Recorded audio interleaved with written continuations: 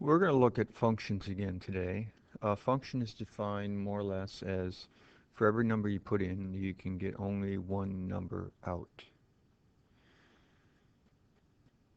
The input, what you put into your function, is referred to as your independent variable.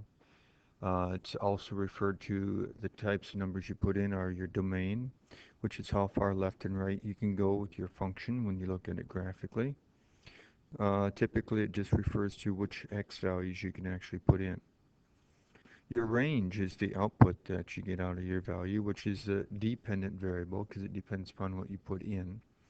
Graphically, it's how far your graph goes up and down. It's, for the most part, what you get out your y values. Here we're given a function of x squared, so basically whatever you have in your parentheses you need to square. So here we have a negative 6, we plug it in there, we get a negative 6 squared, which ends up being a 36. Here we're going to put in our 3 for our x, and you get 9. Here you got to put in triangle for your x, so you get triangle squared. Here you need to put in box, so you get box squared. Here you have an a, so you got to put an a in there and then square it. So basically it boils down to whatever's in your parentheses is what you have to substitute in for your x value in your rule over here on the right hand side. Here you have a negative a, so you got to put a negative a in there, and then you got to square the whole thing, so a negative a times a negative a is an a squared. This one here says you got to take the opposite of what you get when you plug in a. Well, when you plug in a, you get this.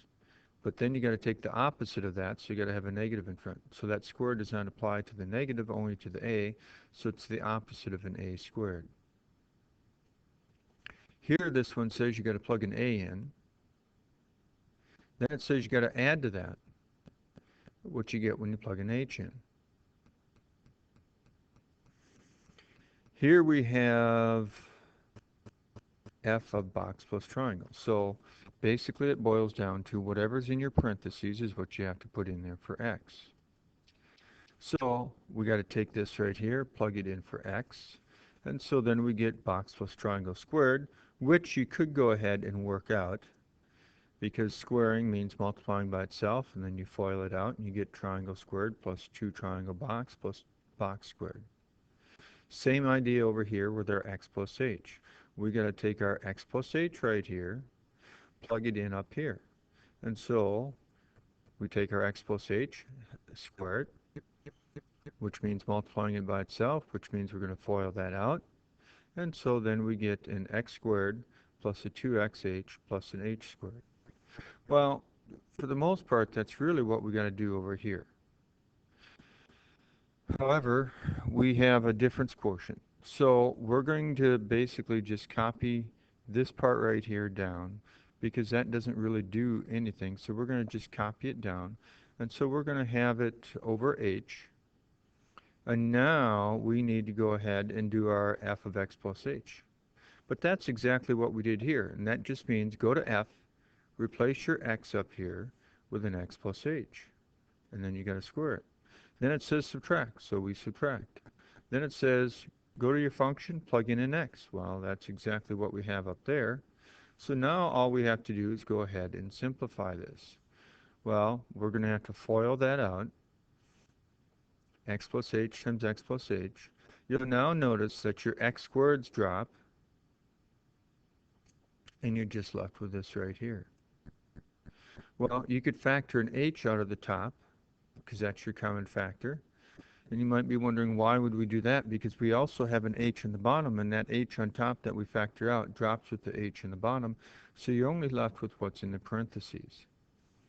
This is referred to as your difference quotient. If you happen to have done the honors in this class, then you'll end up dealing with the difference quotient in one of your problems.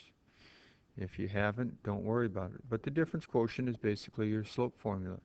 Change in your y values over the change in your x values. Now, we wanted to know the domain of our original function up here, which was an x squared. Well, you can really put anything you want into your x squared,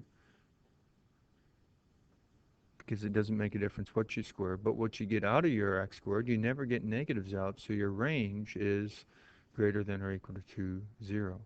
So basically it boils down to, when you look at your graph, it goes left and right forever. That's the domain. But there's nothing below the horizontal axes, and that's what this is saying. There's nothing below, it's only on the horizontal axes or above it. Well, for the most part, we're doing the same thing here, but we have a different function. It says square your input and put it over 1 plus your input. Now we're plugging in our -3 for both of those x's, and we get this, which would boil down to a 9 over a -2. And then we're going to do this here. We're going to put a box here, a box there, and so we get box squared over box plus 1. Here we're going to replace our x's with a 1 over x, so you're going to have a 1 over x all squared. 1 over x plus 1. Well, we have this here. However, that leaves us with a issue because we have fractions within a big fraction. So just look at your common denominator, which in this case is an a squared. So let's multiply the bottom by a squared and the top by a squared. Your a squared times your 1 over a is your a. Your a squared times your 1 is an a squared. And you might be wondering, where does that 1 on top come from? Well, this is a 1 over a squared times an a squared, which is an a squared over an a squared, which drops down to a 1. Now here it just says you got to take 1, put it over your function that you get by just plugging in a. Well, it just says take your function, plug in a, put 1 over that. Now instead of dividing by a fraction, you multiply by the reciprocal. So in other words, it's your 1 multiplied by the reciprocal of the bottom, which is this. Multiplying by 1 doesn't change it.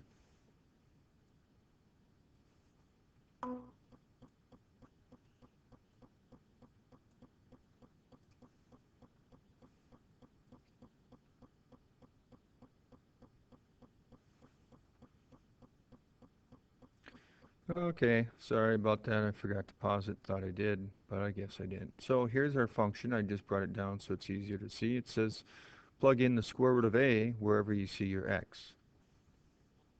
And so we get this. So the top simplifies down to just an a, and we'll leave the bottom. Now, could you rationalize the bottom? Yes, but that's not the focus of this lesson. Here it just says take the square root of your whole function after you plug in an a, which we have here. So you could take the square root of the top over the square root of the bottom. And here you get, could you rationalize it? Yeah, you'd multiply the top and bottom by your root. And so then you just get this here. But once again, that last part's not really the focus of this lesson.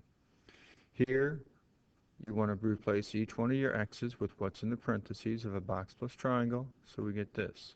But you could go ahead and FOIL out the top. On this one here, we have an x plus h. You got to plug in x plus h in for that x and for that x. So you FOIL out the top, and you would get this. Well, here we're dealing with the difference quotient again. So we're going to put it all over h. Now we got to go f of x plus h, so plug in x plus h here and here, and that's really what we did on this problem right over here. There's an x plus h here. Now we're going to have our minus. Plug in your original function, which is this here, and then you just want to go ahead and simplify that. Now that's really not the focus of this lesson, so I'm going to just quickly show you the work. If you wanted to go through the work, you can. It's not going to really be required. I just wanted you to basically set it up as a difference quotient. So now we also need to look at your domain. Keep in mind this is your function right here. Now we can use anything we want here, but we do have a problem. We have a variable on the bottom, and you know you can never divide by 0, so what would cause the bottom to be 0? In this case, it's -1. So your domain's all real numbers except -1.